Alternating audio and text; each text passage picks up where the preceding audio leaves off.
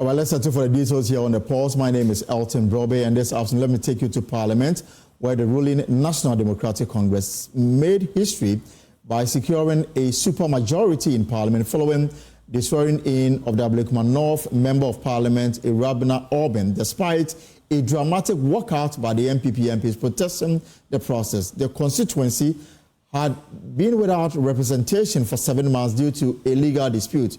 Nearly 2 weeks ago, the Electoral Commission held a rerun in 19 polling centers, which saw the NDC Irabna Orban defeat the MPP's Nana Akua-Afriyie. Here's what happened when the minority attempted to halt the swearing-in process. We in the minority want to make a comment, a quick comment, before the member-elect is sworn in, and I seek your indulgence to do this quickly before, with the greatest of respect, before the member-elect is sworn in, if you may.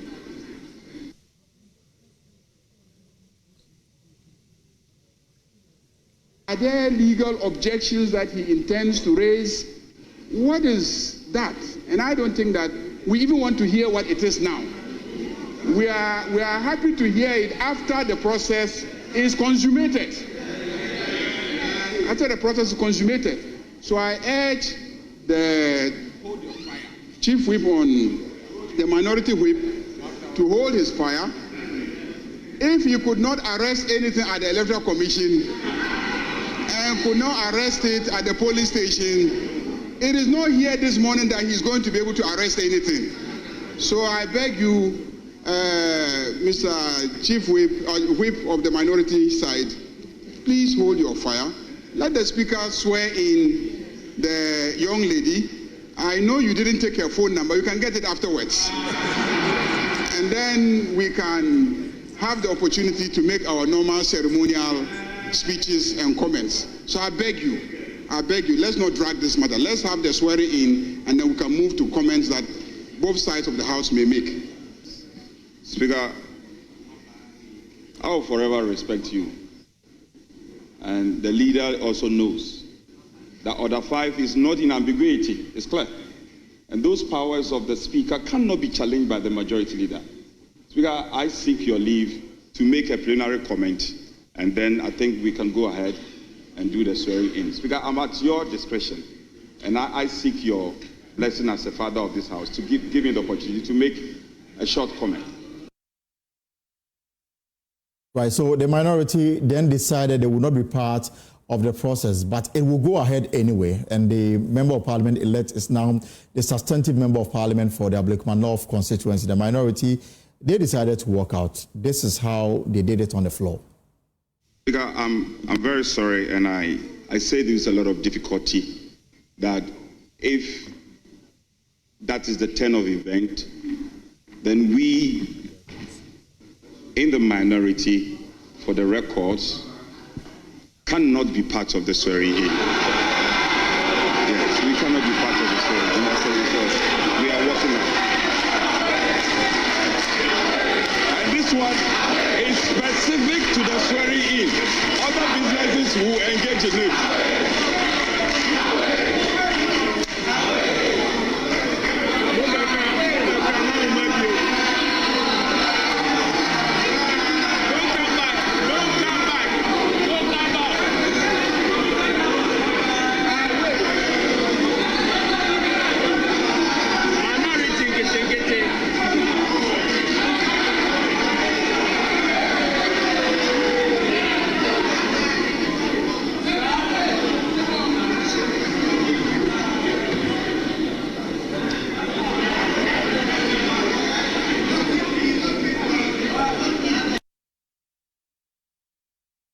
Well, so it became a one-sided House, but despite this walkout by the minority side, the Member of Parliament elect was sworn in and she took her seat.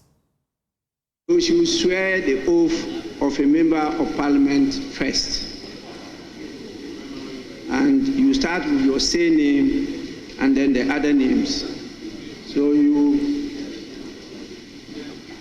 say after me, I, Obin Arabina, having been elected a member of Parliament, having been elected a member of Parliament, do in the name of the Almighty God swear do in the name of the Almighty God swear that I will bear true faith and allegiance to the Republic of Ghana, that I will bear true faith and allegiance to the Republic of Ghana, as by law established, that I will uphold, preserve, protect, and defend the Constitution of the Republic of Ghana, and defend the Constitution of the Republic of Ghana, and that I will faithfully and conscientiously discharge the duties of a member of Parliament. So help me God. So help me God.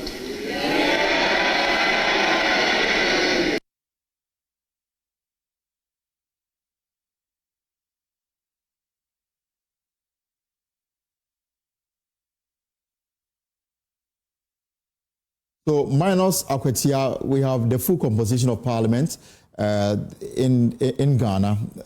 Akwetia is awaiting a parliamentary by-election because of the demise of the Member of Parliament for that particular constituency. Now, beyond the walkout, what does her warning mean in terms of the work of Parliament and the numbers on both sides?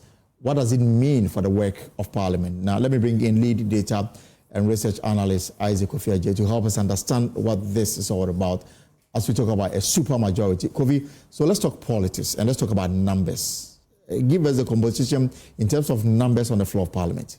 In fact, Irabna Oben's swearing in changes the dynamics of Parliament. And before the rerun of the 19 polling stations, the big number we're all focusing on was 184, because that gives you 2/3 majority, supermajority in Parliament. And many have said that, well, but the NDC already has supermajority because the 4 independent candidates or independent members of Parliament had already said that they were going to do business with the NDC. Right. But in fact, because of what happened in 2021 in the election of Speaker Bagbin, if you are looking for people of your own, you need to be very organic. And so the NDC simply wanted a supermajority that was very organic. And so the math was as it's either they win Ablekuma North or try to possibly get Akwetia. But they've managed to win Ablekuma North and she's been sworn in, which means that this will be the current makeup of Parliament minus Akwetia, which is currently the only outstanding constituency that doesn't have a member of Parliament. So as it stands now, Elton, you already know this, the NDC, 184 members of Parliament, with the NPP being reduced from 88. Now we are talking about 87 members of Parliament for the NPP minority, 4 independent candidates, and that is the current makeup of Parliament. But this is not just the game of numbers. It means a lot in parliamentary. Of course, it does, because I mean, if you look at Parliament, for example, in terms of sitting, you need 1/3 of all members to be present to form a quorum for the House to sit. You need 2/3 to take major decisions, including approval of loans, budget, even in terms of constitutional amendments. But taxes, right? You will need 2/3 of members of Parliament to do it.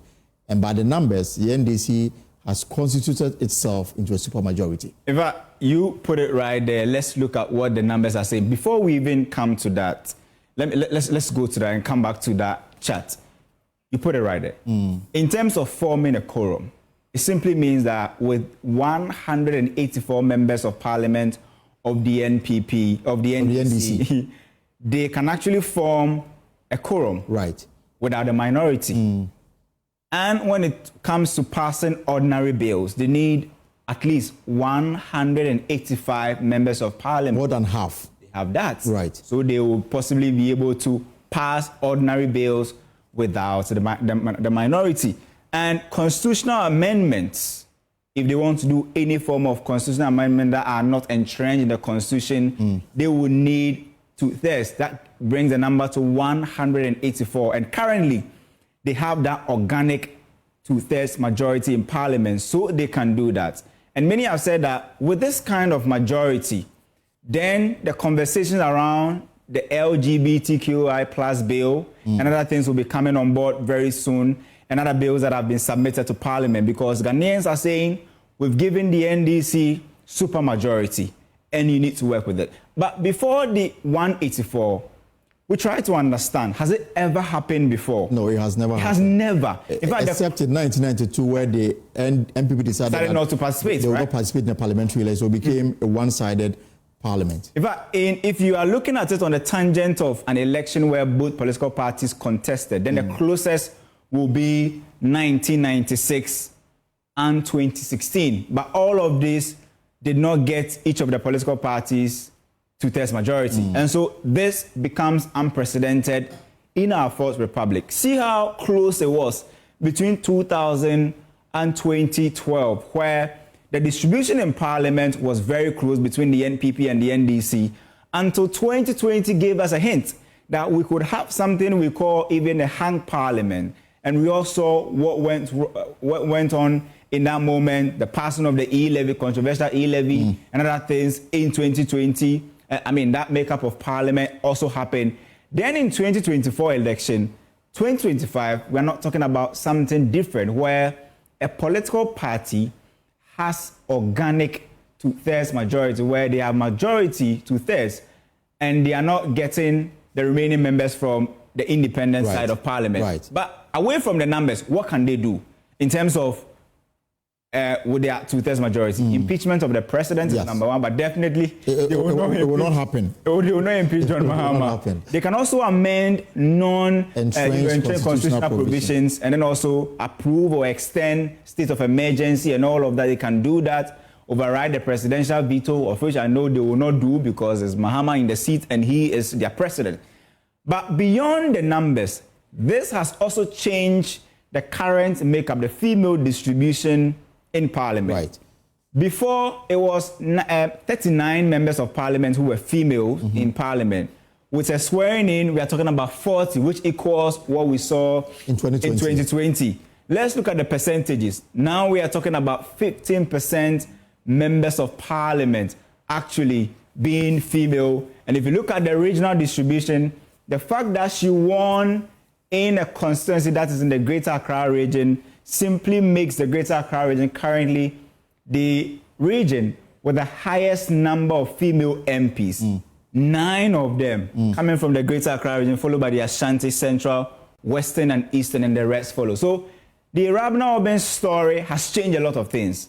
It has changed the makeup of Parliament, and it has also added a different texture or color to the gender mix. But it looks like there are some regions they have no female representation in Parliament. Absolutely. In the northern part of the country, you have regions that there are no female representation. In fact, in the northern region proper, I don't see any female representation. In there. I don't see anyone for Upper West as well. Yes. No female representation. And then also, the 2024 election was interesting, where some big giants who were females were actually kicked out, and they've been replaced by newbies. Rabba Oben herself is a newbie, where experienced hands like Eslo Wusu and Co. all left Parliament.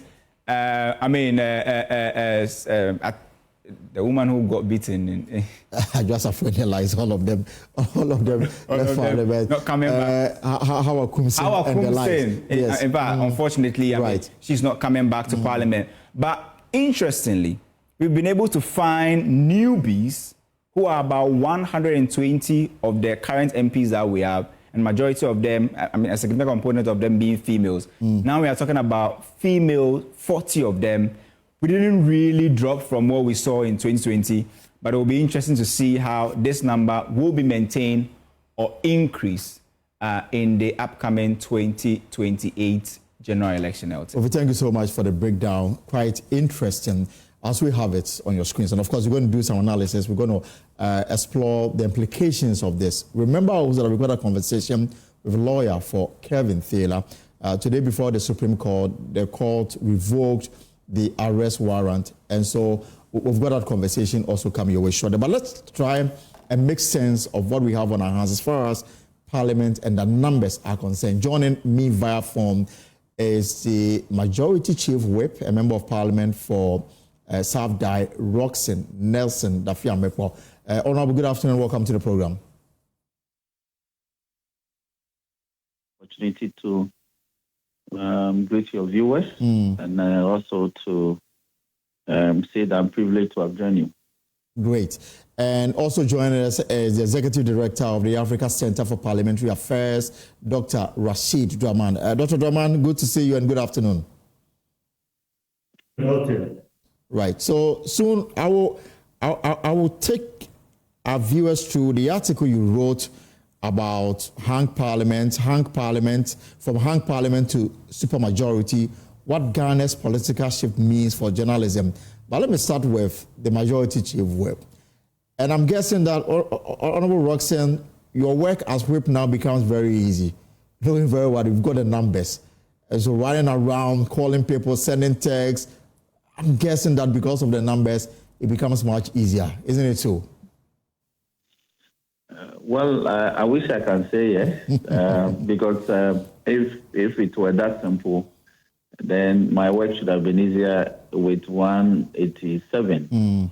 Because even with 183 plus the 4 minority independent members who are caucusing with us, it still gives me a super majority of 187. But the life of an average MP is a complex one. They are in Accra, which is the metropolitan capital that houses the National Assembly today. And at the same time, they are being compelled to attend to emergencies in the constituencies that are both far and near. So you have them oscillating between the House of Parliament and the constituency, sometimes also attending to emergency of constituents who are found somewhere within the metropolitan Accra. So it's very complex, so you must be on your toes as a whip all the time. Even yesterday, I'm sure you must have heard on the news that somehow the minority frustrated us from the Mahama Care. Yes, Mahama Care. But that wasn't technically a frustration because there were 2 reports. We took the one on the determination of whether or not the bill be taken under certificate of urgency. Then the mother report was to have been taken, but we were tired. The numbers were such that we were supposed to return this morning, not in the afternoon. Right. Because we had engagement this afternoon, Professor Mills Memorial Lectures, and the minority also had their schedule, their national meeting. So, but people didn't, it rather went out as though we were frustrated. So all this combined, it makes the work difficult. But I'm only comforted that I have one more addition to my number to work with. So on that note, I would say yes, it makes the work a bit easier. But what exactly does it mean, or what positive does it give you in terms of prosecuting government business on the floor? Yes, like your friend in the studio did analysis. It gives me a comfortable 92 that's the commencement schoolroom, to be able to start business. And then I also will have a comfortable 3 feet of the house, which is like 137, 38, to be able to take major decisions. Then a supermajority take the 2/3 decision threshold. But in all this, the work of Parliament is not one-sided. It's not unidirectional. You still need the other side. However minor they are, however small they are still important. So in Parliament, we still build consensus on a lot of the things that we do, so that we are not only carrying the other side, we are carrying the entire nation along in terms of policy formulation, legislation formulation and enactment, debates on matters of national interest, and any such major matter that will come before us. You need to carry both sides of the divide along.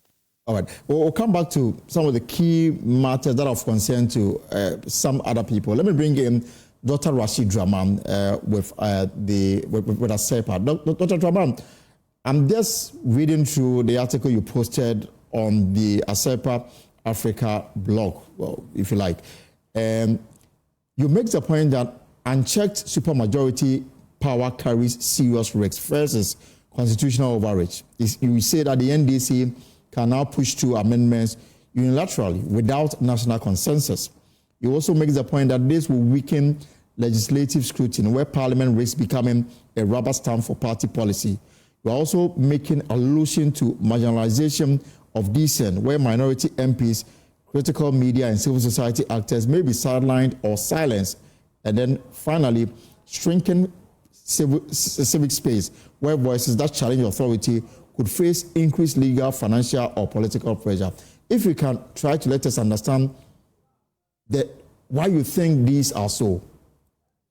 Yes, so Elton, thank you very much, and good afternoon to the Chief Whip. I think the point I'm making here is, if you read the entire article, the supermajority that we currently see in our Parliament, I think is good, is victory for the NDC. But our point is that looking at what happens around the world, I mean, where in parliaments that have supermajorities, if that supermajority doesn't get properly checked and monitored at all times, there is a potential risk. So I think that's the emphasis, the potential risk. And I hope that the NDC, with the numbers in Parliament, I mean, doesn't fall for that potential risk, because like the whip rightly indicated, and then your data person indicated, they have all the numbers. So they can form a quorum. That is if the chief whip is able to mobilize I mean, all the troops behind him. They can amend the constitution, I mean, articles that are not entrenched and so on, because they have the threshold and so on. So all these require all of us to be vigilant and to raise issues at all times. And hopefully, if we have an NDC government that is listening, if we have a majority leadership bench that is listening, and let me say, I have a lot of, I can comfort myself, at least based on some of the recent happenings. Right. We saw the bill that was recently withdrawn because civil society said, look, I mean, this is not right. The Scholarship Authority bill. Exactly. The NDC could have gone ahead. I mean, there could be a lot of noise, but they have the numbers. They could have gone ahead to bulldoze it through and get it passed. So essentially, my point is this supermajority can be used as a force for good. We are not going to see a lot of the gridlock that we saw in the 8th Parliament, where there are allegations about even people having to be flown from abroad just so that there could be the numbers for business to happen and so on. They don't have to worry about that. I mean, they can easily form a quorum. They can pass government business without any gridlock. But if it goes unchecked and if it is used as a force for bad, if I can put it that way, then it becomes problematic, and that is where the risks begin to pose themselves. And so we are saying, I think we need a vigilant minority, which is going to be good for our democracy.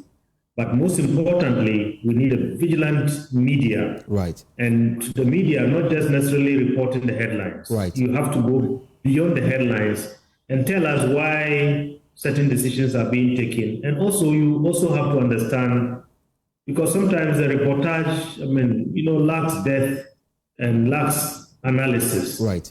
You have to understand how Parliament functions. Your people have to understand the Constitution, the standing orders, so that at least at all times they can point to the governance failures that could potentially be seen in the operations of the House, given the numbers that exist. But in brief, yes. In brief, vigilance at all times. Right, but Dr. Draman, even though the NDC may have the numbers, nothing is stopping the MPP from having their say. And so, yes, indeed. I mean, the MPP can always have their say, but You remember in the 8th Parliament, I mean, there was a lot of negotiation and a lot of dialogue. So, for instance, let me just use the e-levy as an example. If the e-levy comes in today, and then the NDC is bent on having its way in terms of the percentage and so on, I mean, they don't require the support of the other side to pass a bill like that. You know, so the MPP can have all that, I mean, say that they can have. In the end, you know, the NDC would have its way. That's not what we are talking about. I think we are talking about the fact that, yes, the MPP would have its say, but we just want to make sure that those numbers that Ghanaians handed over, those numbers are not abused. Those numbers are used as force for good. A lot of articles in the Constitution are candidates for review. I mean, they have the numbers now. I think those that are not entrenched, I think we want to see if they have to do anything, think out the Constitution, they can use those numbers, and Ghanaians will be very pleased with that. But when those numbers are used to pursue the interests of the NDC, that is where the supermajority becomes problematic and poses a risk to our democracy and the fact that our democracy is not self-sustaining. I think we all have to work to make sure that this project works for our country. Let me again bring in Honorable Dafiabepo. So, Honorable, the numbers you have gives you the power to, as it were, push through amendments to the Constitution. Already, the government has sponsored a group to listen to the views of Ghanaians and to fine-tune ways that we can better the 1992 Constitution. And I wonder whether, as a lawyer, you think that the opportunity presents itself to do something on your own in Parliament as far as the 1992 Constitution because of the numbers on your side. Yes, it does. It does gives us great comfort to initiate, for instance, bills to effect amendments to the Constitution. So it's not only government that should bring a bill for an amendment of the Constitution or an existing law. So, for instance, where we feel strongly about a provision in the Constitution, which is not an entrenched provision, we can safely initiate the processes and effect the amendments. Then, again, if you look at, for instance, the Public Financial Management Act, 2016 Act 921. Section 100 is to the effect that when the executive is bringing legislation to Parliament, it should be accompanied by a fiscal impact analysis. Right.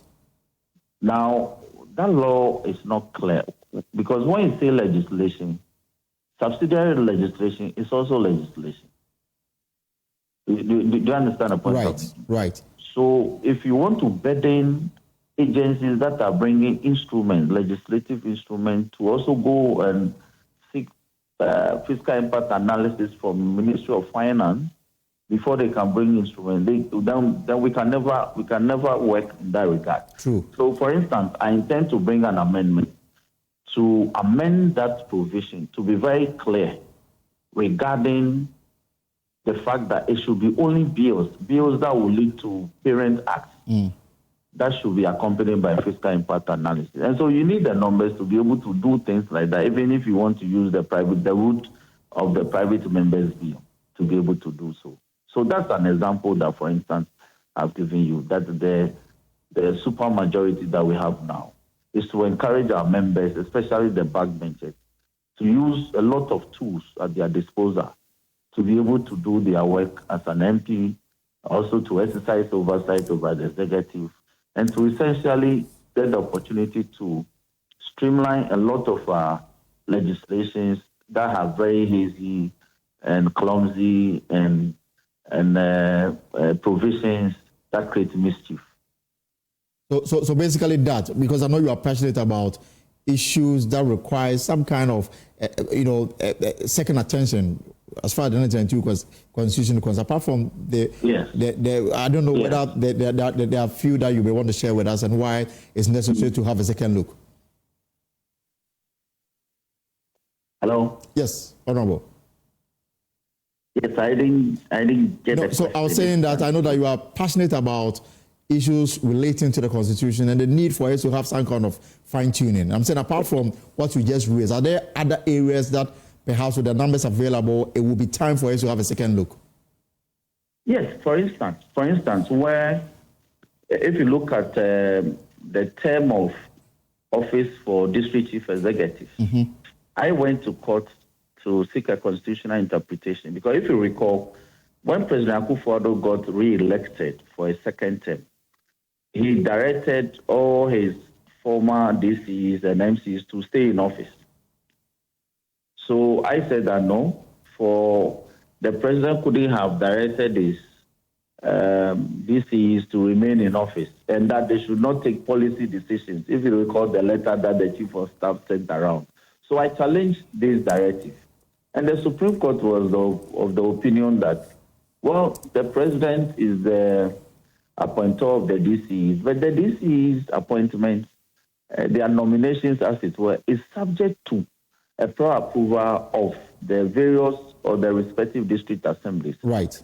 And so to that extent, their nominations are no longer those directly of the president. Their nominations are now subject to some control by the various district assemblies. So their terms of office is not coterminous to the term of office of the president. You saw the kind of distinction they try to draw. Absolutely. So it means that a president can, so for instance, if by the provision of the Supreme Court, the interpretation of the Supreme Court, if the president had nominated some DCs in December or November last year, by the Supreme Court's interpretation, those DCs will continue to stay in office, even NDC is the one that is in government, until the president fires them. And I thought that will be problematic. So we need to go back and rephrase that provision to ensure that the life of the term of a district chief executive will be coterminous to that of the appointing authority, which is the president. But in any case, we're also thinking of amending the provision in its entirety to make sure that the office of the district chief executive become an electable one. Right. You understand? Right. So these are the kind of legislative work that you can put the supermajority that we have now to for the benefit of the generality of the people. All right. We'll leave it here for now. Honorable Dafiame, thank you so much. He is a majority chief whip in Parliament on the side of the NDC. Let me conclude with Dr. Rashid Drama. So, Doctor, you've heard Roxham is already making proposal to put before the House. I don't know whether you have a reaction on that. Before I run you through some of the pointers, you think that if we are able to go by it, even though the NDC may have the numbers, we'll still keep them in check. Yeah, so I think that's very good. I'm happy to hear from the Chief Whip. I mean, some of the proposals that I think, as I mentioned earlier, when there are so many candidates for amendment in our Constitution, and I think he has touched on some of them, and that's very, very encouraging. At least we didn't hear anything like what is going around in the social media that the numbers are going to be used to elongate the tenure of a president, and so that will be misusing that supermajority, if I can put it out there. At least most of what we heard him list, I think, are issues that have been of concern for most democracy watchers in this country. And we want to see more of those. Use the numbers as a force for good to improve our democratic practice. All right. And then you say that this moment calls for bold, engaged journalism, work grounded in responsibility, depth, and integrity. And this will lead to deepened political literacy, pursue stories beyond the news cycle, harness digital tools, and build coalitions. You think that the media has a huge role to play because of the situation we have on our hands? Yes, indeed. I mean, I think just like you said, I mean, the minority is always going to have its say. But beyond that, I think we need a broader coalition, the media, civil society, in order to support the minority. I mean, where we think maybe the course that is being taken by the majority is not in the interest of our democracy. And that is where I say that I think some of the issues that are outlined. But Elton, I think maybe you also forgot to mention the headaches that are likely to be faced, particularly by the media. I think I mentioned issues of trust. And then I also mentioned issues like, what happens when journalists all of a sudden become politicians? And we have, the famous story recently. I mean, 14 journalists just on the headlines in the Mahama administration, So people ask the question, can we trust that what you guys are doing is real objective journalism when all of a sudden we see a lot of journalists being part of one government or another? So things like that, I think, and then also we know the ownership of media houses in this country. So the independence of those media houses. And then most importantly, the economics of journalists. I mean, you guys get paid very well to the extent that at least you can maintain neutrality and independence so that you can do your work and we can trust the work that you are doing and so on. So those are some of the hurdles. If you surmount those hurdles and you do some of what I indicated in my blog, I think that will help check this majority that if we leave unchecked, can derail our democracy. All right, we'll leave it there for now. And that's Dr. Rashid Rahman, Executive Director of the Africa Center for Parliamentary Affairs. And of course, if you go to their website, you will come across that very interesting article on the issue of from hung parliament to supermajority, what Ghana's political shift means for journalism. And I encourage everyone to go out there and read. Your comments are welcome. Do you think the NDC will use the numbers to their advantage, and to what extent can the country police the NDC in parliament such that we'll get value for money in this democracy as far as the numbers in parliament are concerned? This is the pause. Your comments are welcome. We'll share them with the rest of the world. Now, this afternoon also, controversial US-based Ghanaian social media commentator Kelvin Taylor walks free after the Supreme Court in a 4-1 decision quashed the arrest warrant that had hung over him since 2020.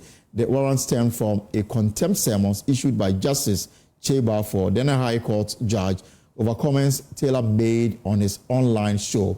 Now, here's what his legal counsel told the media after the ruling. Decision of this, because that's exactly what you wanted. You got what you wanted. We are happy to have that decision, and our client is now a free man. There was an issue about why it took you that long time before eventually having this done today. Yeah, the authorities are clear that when the decision is a nullity, it can be quashed anytime. So there's even a case of Cable Metal versus Barclays Bank, where the decision was quashed 9 years on.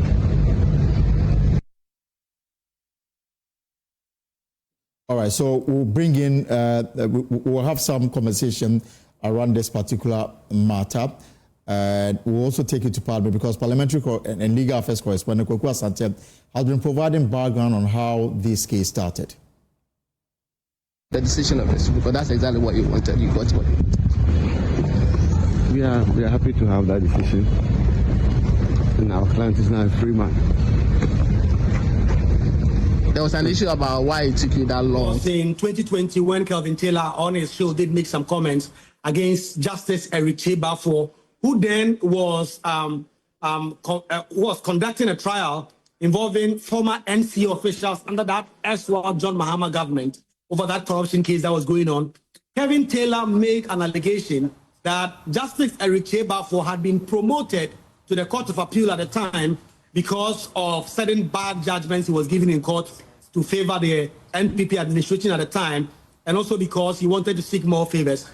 This is commentary that the judge took issues with and then invited Mr. Taylor to come and defend why he should not be convicted for contempt. And then a bench warrant was subsequently issued for his arrest. But because at the time Kelvin Taylor was not in the country, and he has always not been in the country up until this case, he was not arrested, he was not detained to face these criminal contempt charges at the High Court. Kelvin Taylor, 4 years on, took issues with this and then went to the Supreme Court, asking the Supreme Court to quash that bench warrant issued against him because he said it was devoid of any legal reasoning. And so this morning, the Supreme Court has issued its judgment, and in a 4-1 majority decision, they have decided that that bench warrant be quashed, and they have agreed essentially with the legal arguments that were made by Kelvin Taylor on that matter. And so that is the antecedent of this issue. From January 2020 to July 2025, Kelvin Taylor can now come to Ghana without hiding because the bench warrant that would have seen to his arrest is no longer in effect. So the lawyers that represented Mr. Kelvin Taylor in court, I have them and I'll speak to them shortly. But before the Supreme Court ruling this morning, ranking member on the Security Committee, Reverend Timfojo, raised concerns over the state's perceived protection of Mr. Kelvin Taylor, alleging that he was being housed at the Vice President's official residence at Cantonment. Here's what he said on our sister station, Adom FM. Abranti NDC for born a party dimping for Okrum Kelvin Taylor. A court to cry a day contempt attorney. Yes. A patchino. Yes. A arrest warrant attorney. So Bagana. Waba national security for Enna Adino Bamba Abba about Aquaco the official residence of the Vice President. Hey. Baby President Mahama. Etna when he was Vice President and even President. And the baby Vice President to be about Betsna, you know. And the current Vice President, Her Excellency, or no say the private residence and pay. Yeah. And it's only a vacant. A whole no margin at Is this information that you are privy to? And I will give you the full information. We'll come to that. Really? But, yes. But I want, if you want us to deal with it, let's zoom in and deal with it. But it's a serious matter. And coming from you as a ranking on. Oh, yes. You see, and it is terrible in this country, say, Abba, not a whole Chief Justice. A whole Chief Justice, no. What to us and so say, all pamono, without basis. Nemono, all good anyone say, Abpam Chief Justice, and say the judiciary. Nasa buying Ankasa, Edi National Security Architecture. Ebebo Obia. Wakasetia judiciary no wakasetia arrest warrant edaneso no na national security for ebebo say nipa na ho ban no a indictment on the government, a serious indictment, because between Justice Gertrude Arabasaki Tokonu and the Kelvin Taylor, why and the Senke Bonnie ho ban between Justice Araba Tokonu and NDC for Trina Bosu Gunanimase to spite the judiciary no and the Kelvin Taylor, what did you tune for them? What did he a soft womping for Ghana hanging at them? What did he him for them? A did penny for beer a demo Ghana? What did you want them because Obi and a don't be eternity and body? So there's the issue of whether Mr. Kelvin Taylor is being provided national security protection and whether he's been housed in the official residence of the Vice President of the Republic.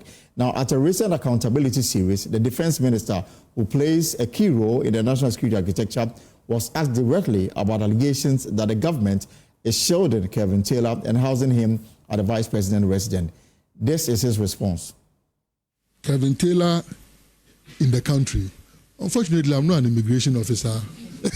and so, I mean, how do you expect? I mean, I'm not an immigration officer. I mean, for those who are interested in that, let me advise. The Freedom of Information Act, take necessary steps, find out from immigration, unless the person did not come through lawful borders. So, some of these things causing the national discourse.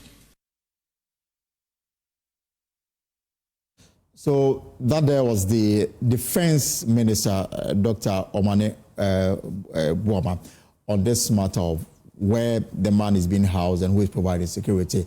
Now, let's get to understand what happened in court today and the issues around it. Joining me via Zoom is lawyer for Mr. Kelvin Taylor, and I'm joined by Counsel Peter Okujeto. Counsel, good afternoon and welcome to the program. Good afternoon. Do you want to respond to where your client is being housed and who is providing him security? I mean, it's been a matter that's generated some speculation in the media. My engagement with Mr. Kelvin Taylor is of a narrow compass. I'm engaged as his lawyer to argue his case in court and not to facilitate his entry into this country and where he is housed or not. So I am limiting myself to questions within my engagement and not questions outside those ones. So as to how he got into this country, where he's being housed, it's not part of my engagement with Mr. Kelvin Taylor. So basically none of your business as far as these matters are concerned? Not at all. All right. My legal fees don't extend to that level. But you should be interested in the kind of commentary around your clients when such speculations are made regarding him. That commentary does not affect my arguments in court. I mean, this is a free country. Our constitution guarantees freedom of speech. Anybody is free to run a commentary. But if, as lawyers, we want to partake in the commentary surrounding our clients, then we might not be able to do our job. I think it is proper to congratulate you for the victory chalked before the Supreme Court today. We are grateful and thank you. Well appreciated. And then educate me. I know that the issue of contempt sometimes is discretionary. So the court coming to the conclusion that due process was not followed in the judge issuing such bench warrant. Perhaps if you can help us understand it. Every conception of justice demands the right to a defense. So people even commit murder, they might be caught by cameras, there might be security evidence to that effect, yet they are put before trial, before being sentenced. And it has been a long part of our received law that even God, who is omnipotent and omnipresent, when Adam and Eve broke his laws in the Garden of Eden, he summoned them and questioned them before convicting them. So what about a human being or a judge who is just an ordinary human mortal? If he takes positions and delivers judgments or rulings or warrants like is God omnipresent, then it's very worrying. So what we are saying is that you could summon the person, but you first have to summon the person, and then you ask him to put up his defense. And if his defense is not proper, then you convict him. But in this case, they convicted him long before the facts arrived. So in other words, the judge put the cart before the horse, which is a contradiction in terms. But anyway, if the horse is pulling backwards, then the cart can be put in front of, the cart can be put before it. But this cart is moving forward, not backwards. All right. This horse is moving forward.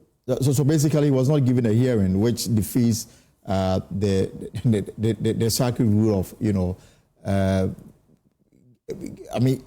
letting people tell their side of the story before you can conclude on them.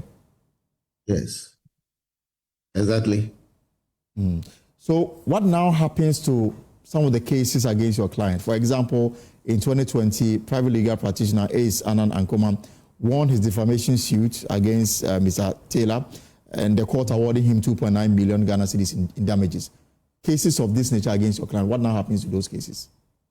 My engagement was specifically in respect of the arrest warrant. Cases like Sakumono's cases are beyond the scope of my engagement. And as lawyers, Sakumono knows what to do. But how does he feel now, knowing very well that the arrest warrant is off his head? It's psychologically uplifting, and he's happy to be free. All right. We'll leave it here for now. Thank you very much, Council Peter Okujeto. And he represented Mr. Taylor in this matter that came before the Supreme Court of Ghana. The court in a 4-1 decision decided to revoke the arrest warrant imposed on Mr. Taylor in 2020 by an appeals court judge in this particular matter. There's also another case in court where the Attorney General says that it is no longer interested in prosecuting the former governor of the Bank of Ghana, Dr. Kwabena Dufo, and 7 others, because in the matter of the banking sector cleanup exercise, because 60% of the money involved have already been recovered. When we'll come back, I will share the details of the reason why the Attorney General says it is no longer pursuing this matter after this big stay put. This is the pause.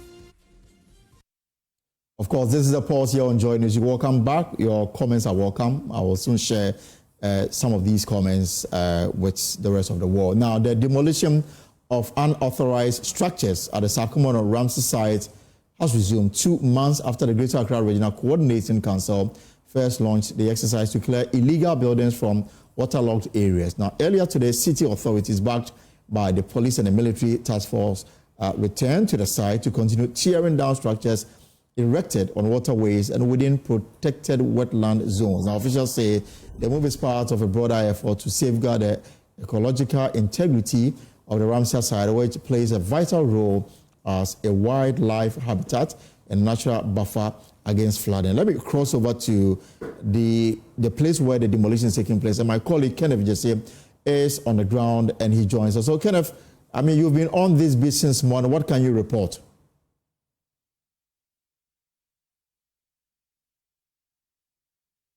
Well, Elton, so if our viewers can see, you can see that the demolition is currently ongoing. Several structures have already been pulled down. This demolition is a continuation of the one that was begun in May, which was spearheaded by the Greater Accra Regional Minister Linda Oklu, Tema West MCE as well, being part of it. Now, last 2 months when we came here, several structures were pulled down. Some of them were given timelines to vacate the place. Particular one was a church that was located on my right side. That church, they left the church, gave them an ultimatum, about a week's notice to leave the place. We came today and the people occupying that particular church have already left. Now, it is nothing new from what was started about 2 months ago when this demolition at the Ramsey site began. The Greater Accra Regional Minister Linda Oklu is here as well.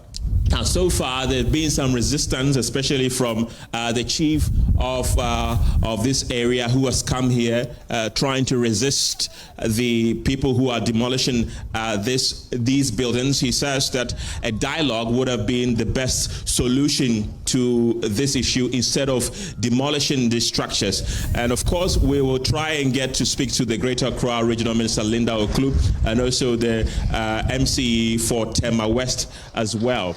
But as we speak now, the demolition is ongoing. It started about 2 hours ago. Several structures have already been pulled down. Others have been given notices to vacate the place. They've been given notices. One of them is a lactating mother in this building. She lives there with a husband and a little baby. The Greater Accra Regional Minister says because of her condition, they've been given some time to vacate. We don't know the timeline yet, but we are trying to get closer to her and find out more. So that's what's currently happening here. There's heavy security presence. Of course, we have policemen and women who are all on site here at the Ramsey site here at Sakumono, trying to ensure that everyone who is participating in this particular exercise is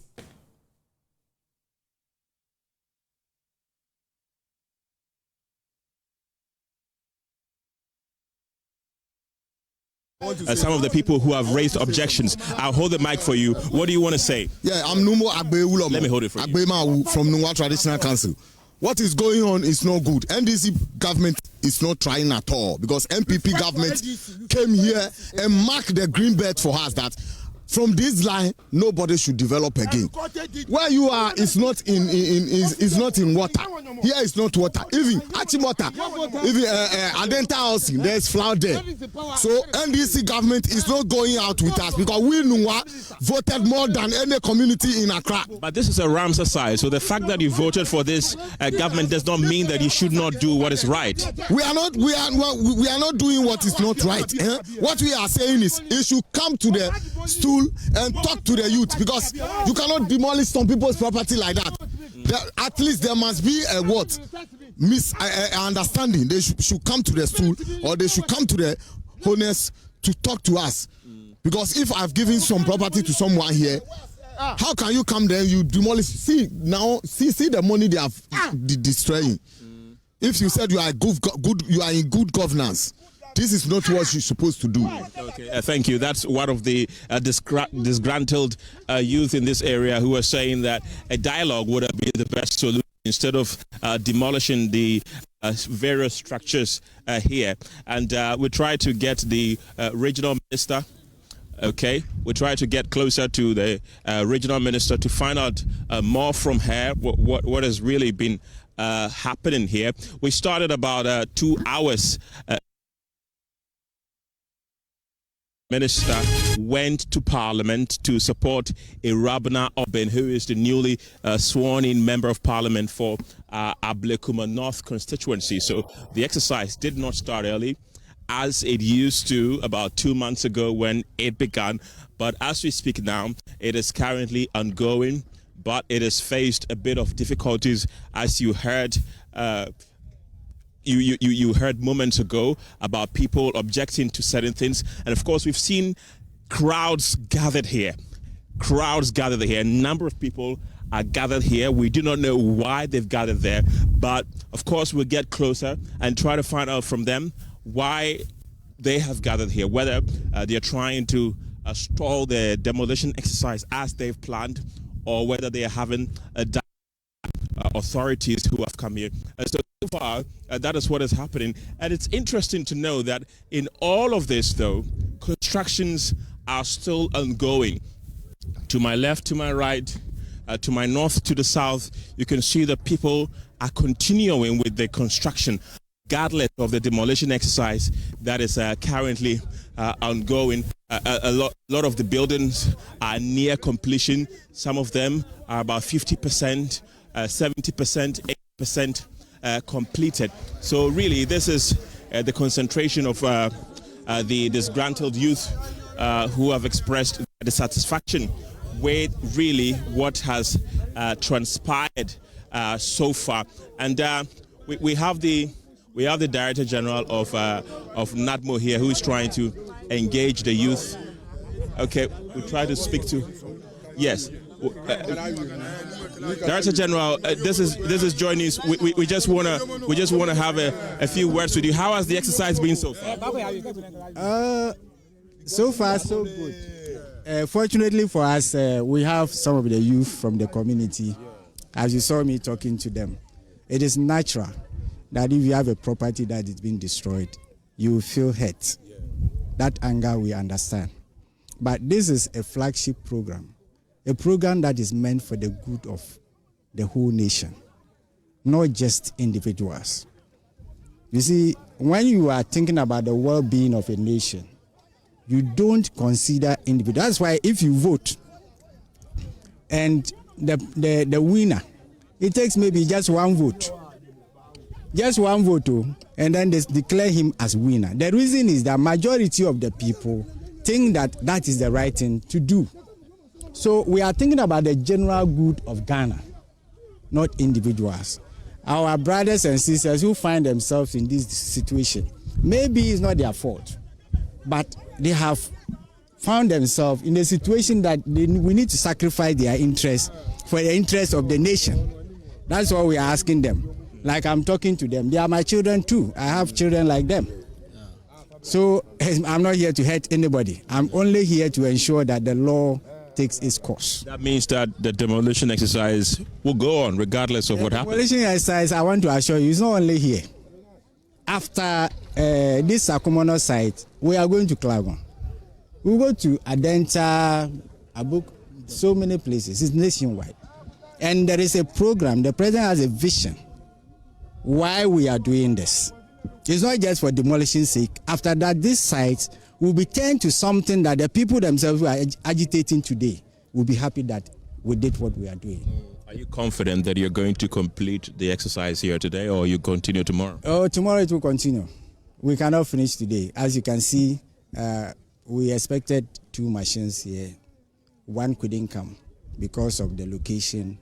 And so by tomorrow it will be here, and then the work can speed up. Would you say that you were ill prepared, because we can see that some of the structures have been left while others have been pulled down, and as you've mentioned, even one of the machines was not here. Were you ill prepared? No, it's not that we're ill prepared. Like I said, the machine was doing some demolition somewhere. We expected them to finish and come and join us.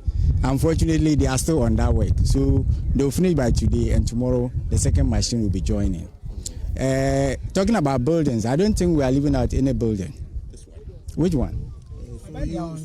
So you see where we started from.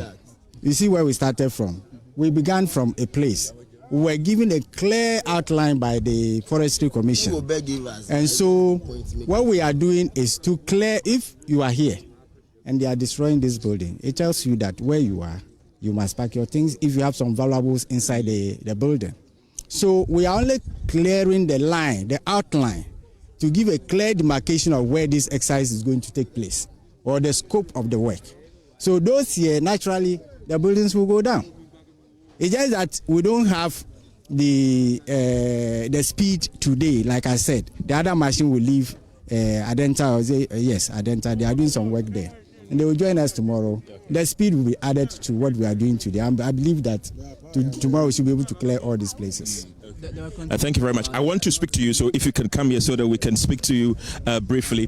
This is the chief of the area. The Director General of NADMO says he's had a series of engagements with you. Are you satisfied with what he's told you? I'm not satisfied. But why? The reason being, if he said that it's directly from the presidency, so they are come to demolish the whole area, that is where I'm not satisfied.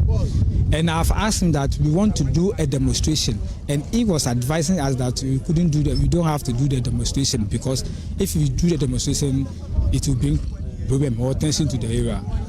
And I was asking him that no, we have to do, so that at least our people will know that we fought, but we couldn't finish. And he said no, that is why I'm not satisfied with what he said. Do you have any property here? I have a property here. Has it been pulled down? Oh yes. I have a building here that they have pulled them down. I have a palace that I'm building that they have pulled it down. But as a chief, why would you build on a Ramsar site? When you see, this is why I get problem with you people. When they say Ramsar site, I don't understand it. They say this is a Ramsar site? MF Junction. Come to here, all is Ramsar site. But it's Ramsar site. But they give to MF Estate, he built on it. They give to Celebrity Golf, and he has built estate on it. They give to Bonavista, and he has built. Is it that place is not Ramsar site? Oh, that place is not Ramsar site. It's Rapture site. So you want them to pull those buildings down? Put that buildings down. They should put that buildings down, so that you know that they have taken the Ramsar site. They are doing their job. But if they have left that place and they said that here is the Ramsar site, no, that's what I don't understand them. No. That is what I don't understand for them. Okay. Thank you very much. That's the chief of this area who has also raised objections to the exercise that is currently ongoing. And of course, the NADMO boss spoke to us earlier, telling us that he's spoken to the people. And if you can see from my face, I've been soaked in the dust that has emitted from the buildings that have been pulled down. That shows you the magnitude of the exercise that is currently ongoing. And we've been assured by the NADMO director that this is going to continue until all the demarcated sites that they want to pull down are done. And regardless of the opposition from the youth of this area, the NADMO boss says they will continue with the exercise, and it will not end at the site right now. As you can see right now, there's a bit of a misunderstanding between them and the military officers here. Of course, they've been fiercely resisting this particular demolition for the past 2.5 or so hours, trying to tell authorities that these buildings should not be pulled down, trying to tell authorities that dialogue is the only way. They've also mentioned that this is not the only Ramsar site that should be pulled down. If they are pulling down buildings on Ramsar site, they should pull down buildings at places that are Ramsar sites, but that are not considered waterlogged areas. So that is really what the situation here is at the moment. We've been trying to engage the Greater Accra Regional Minister, but we're told that she's currently indisposed. That is why we've not been able to speak to her. But as you can see right now, the military and the NADMO officials are having a misunderstanding there. We don't know what really is going on, but this has been going on for quite a while now. So these are the scenes. These are the scenes that are currently unfolding here.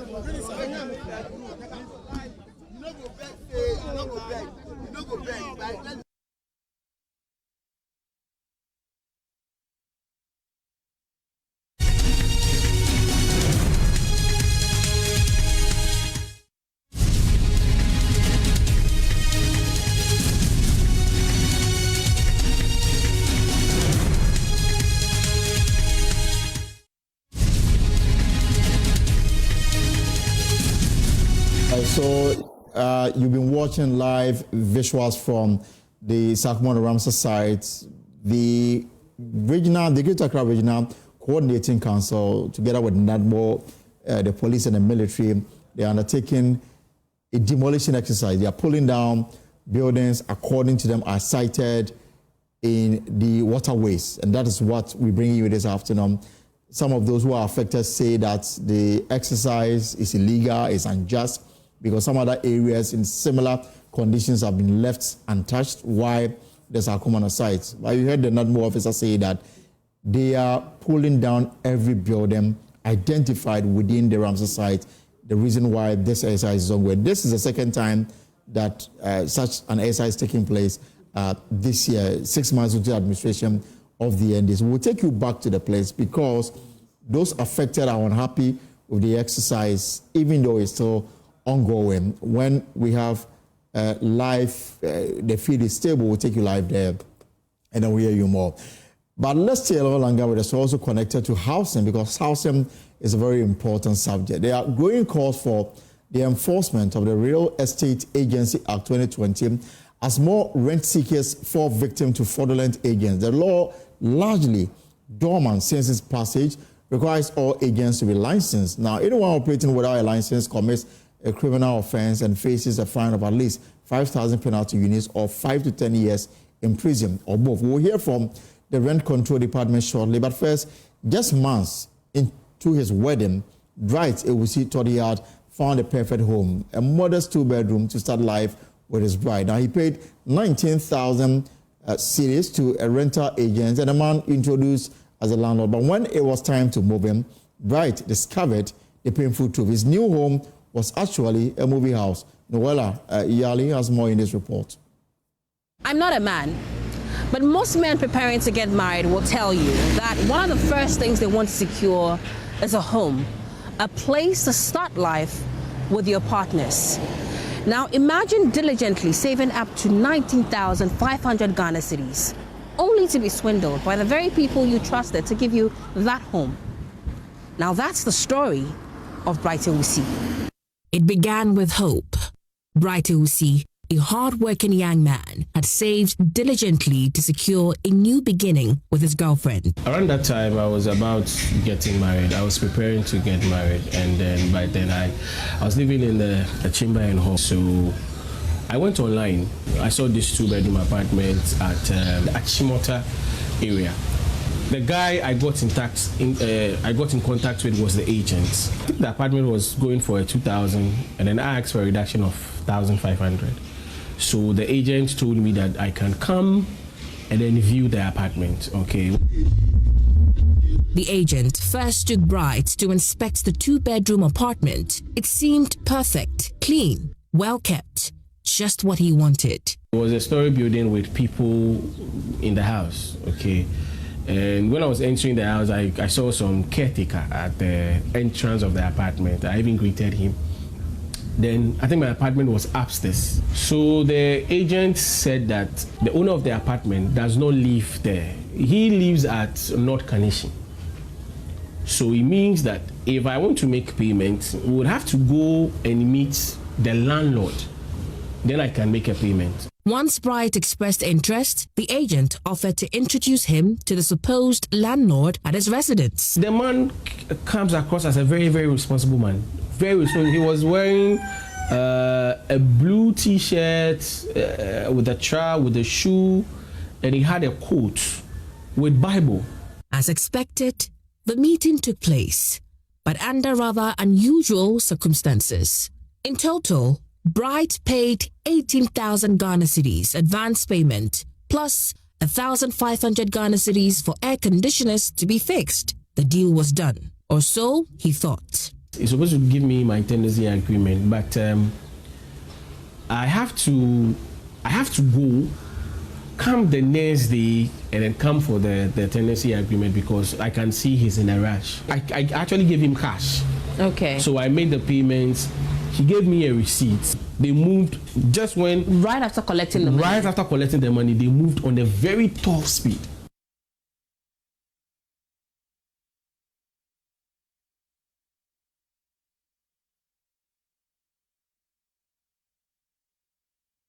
Well, the Rent Control Department, the Public Relations Officer, Emmanuel, has been explaining why the department is unable to resolve some of these complaints.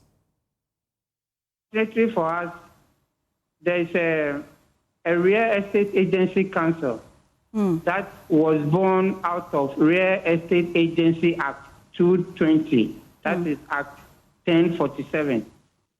This council is also under the Ministry of Works and Housing and Water Resources, so we are assisted, if I should call. Okay. This law was passed in 2020, as is indicated, and a council and a board was set up during the last administration. They started putting their things together to have a full implementation of this law or this act. Unfortunately, they couldn't finish. So a new board and a new CEO has been set up to make sure the full implementation of this Act 1047. So this is where we are now, as far as the regulation of agents and brokers are concerned. And so, if I understand you, this act would only have been enforced by this commission that you say was born out of your agency. Is this it? Yes, so they are responsible for the implementation of this Real Estate Agency Act. So the head, as has been enshrined in the Act, is the Chief Executive Officer of the Real Estate Agency Council. Okay. So just as I mentioned, they are putting their things in order. They've started meeting stakeholders so that they can buy their input for the implementation of this Real Estate Agency Act. Confirm to me that indeed this would be after 5 years since it was set up? Yes, so the law was passed in 2020, just as it's been indicated on the Act. Okay. And in this 5 years, what immediate steps has the rent control been taking to at least protect rent seekers like my friend Bright here? Yes, so before this law was passed, we were using the Rent Act, which is the 1963 Act, the Act 220. And in this Act, it recognizes the duties or the functions of agents in particular. What is in the Act, the Rent Act, is the fees and charges that they do. And the law That's the Act 220 Act prescribes only 5% of the services that they render. So if a landlord contracts you to go and look for somebody to come and dwell or live in these premises, after paying the rent advance, the landlord is expected to give you 5% of the rent advance that you issue. It's not in our law that you charge 10% from the tenant and charge 10% from the landlord, and even go ahead and be charging what they call moving fees. So these are contrary to the Act.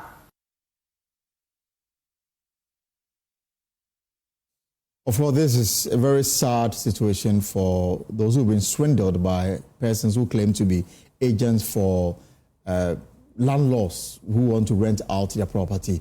And this is the reason why we are having the second clinic of the EcoBank JoyNews Habitat Fair between this Friday and Sunday, 25th and 27th of July 2025 at the Tema EcoBank Community 7 traffic light. You want to make a date, go out and get the expert advice on everything housing, from land to housing to the things that you really need to have in your home. And it's this Friday till Sunday at Tema Community 7, just around the EcoBank roundabout.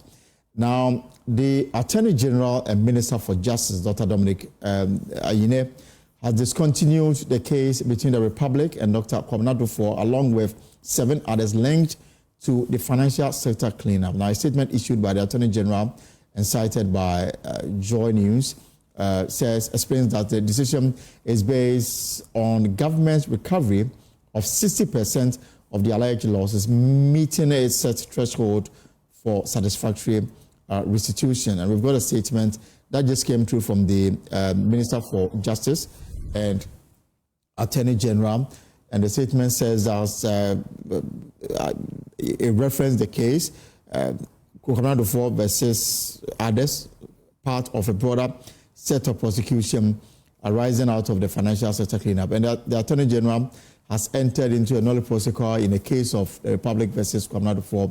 Whilst the exercise of this prosecutorial discretion requires no explanation under law, the Attorney General, in the spirit of accountability and transparency, considers it appropriate to provide the public with rationale behind this particular decision. And so there are some, and the statements, as you may recall, the Republic versus Kwabena Duffuor, 7 others, it is part of a broader set of prosecutions arising out of the financial sector cleanup, which the state has been undertaken since the year 2018.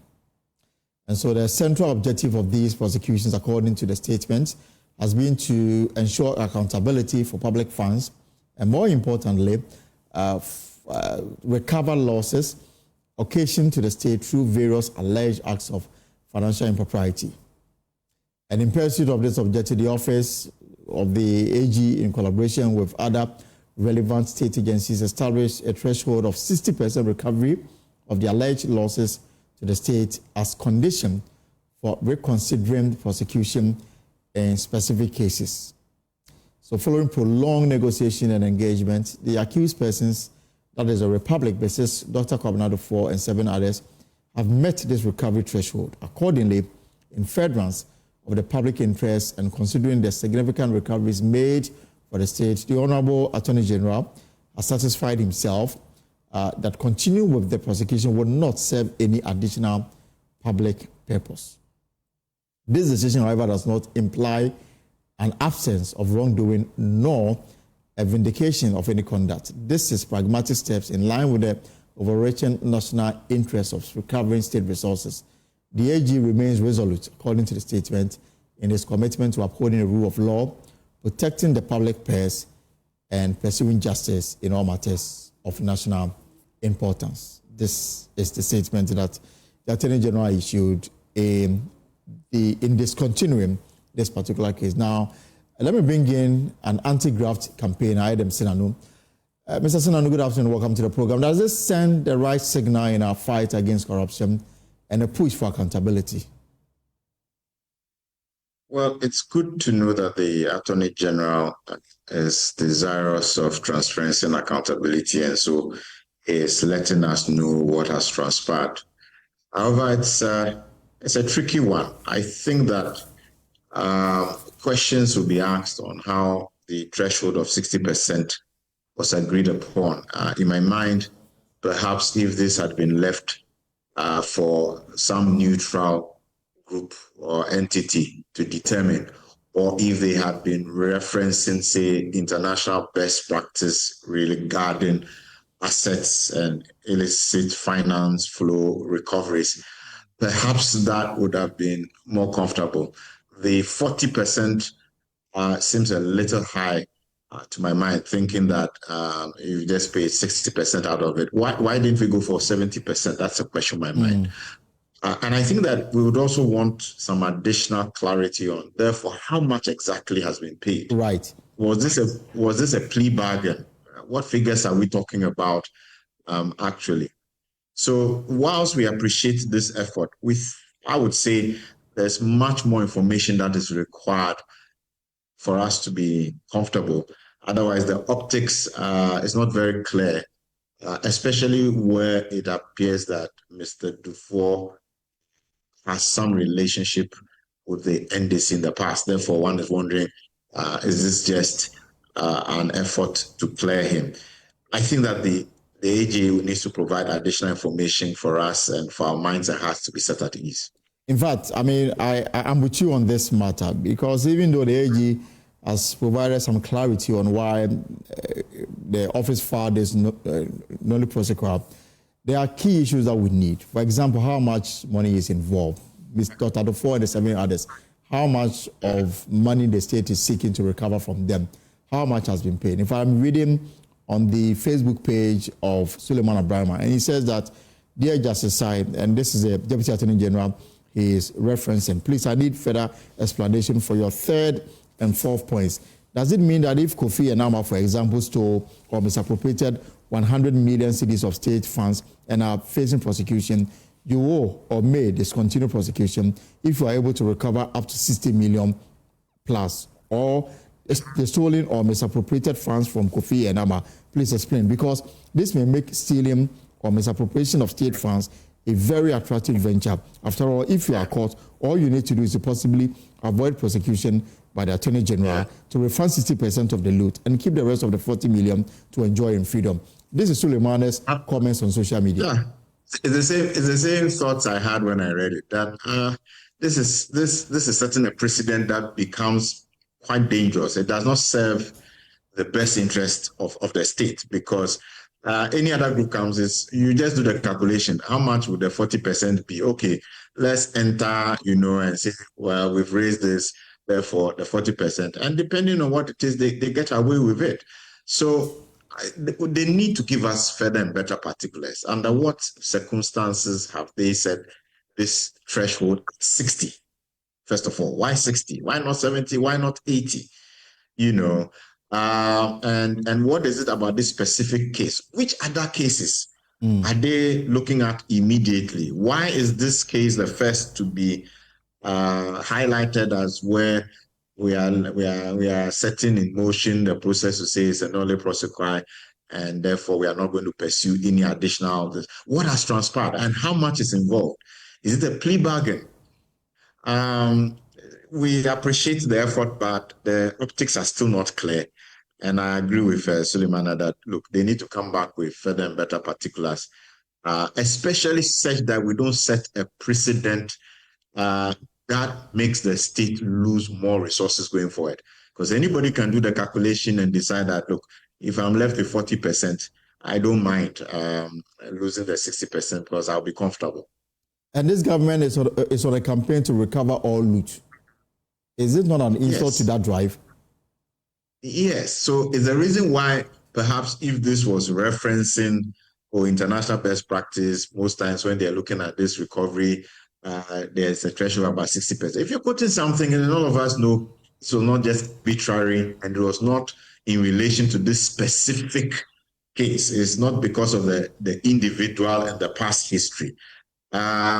So even though they provided information, it's not as compelling as would have been the case if we had known who was involved in establishing the 60%. How many other similar cases do they have? What amount has actually been paid? And why have they been satisfied in this instance, the 60%? Because if you say that's a threshold. It sounds like a minimum threshold. Right. Minimum threshold means that you could go higher. So why are we just accepting the minimum threshold?